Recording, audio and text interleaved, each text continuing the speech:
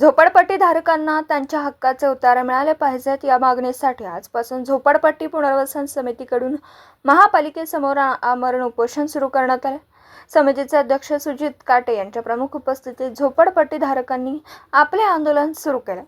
विभागीय आयुक्तांच्या आदेशानुसार झोपडपट्टी धारकांना त्याच ठिकाणी 7/12 उतारा देण्याचे आदेश आहेत। यासाठी महापालिका आणि महसूल यंत्रणांनी झोपडपट्टी धारकांच्या जागेचे मोजमाप करून तसे लेआउट तयार करण्यात यावेत असे आदेशात म्हटले। यानुसार 4 झोपडपट्ट्यांचे सर्वेक्षण झाले, मात्र त्यांचे लेआउट अद्याप महापालिका प्रशासनाने केलेले नाही। त्याचबरोबर उर्वरित झोपडपट्टींचे सर्वेक्षण सुद्धा झालेले नाही।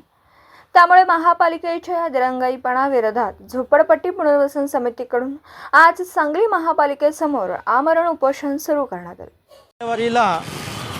माननीय आयुक्त साहेबांनी झोपडपट्टी धारकांना मालकी हक्काचे उतारे 1 महिन्यामध्ये देतो असं लेखी आश्वासन दिलं असतानाही आज जवळपास 6 महिने होऊन गेले। त्यांनी झोपडपट्टी धारकांना मालकी हक्काचे उतारेच काय, पण झोपडपट्टी धारकांना उर्वरित राहिलेल्या 27 ठिकाणच्या झोपडपट्टी धारकांना मालकी हक्काच्या उतारेसाठी लेआउट तयार करणं, मोजणी करणं याही गोष्टी त्यांनी केलेल्या नाही आहेत।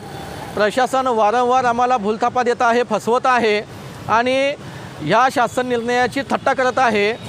लेखी पत्र आयुक्त साहेबांना देऊनही या ठिकाणी प्रशासन या कामासाठी कामचुकारपणा करत आहे। अशा अधिकाऱ्यांवर प्रशासन कारवाईची भूमिका घेणार की नाही, कारण विभागीय आयुक्तांचं पत्र आहे 2015चंच की झोपडपट्टी धारकांना मालकी हक्काचे उतारे देण्यासाठी जे अधिकारी दिरंगाई करतील त्यांच्यावर दंडात्मक कारवाई करा असं विभागीय आयुक्तांचं पत्र आहे।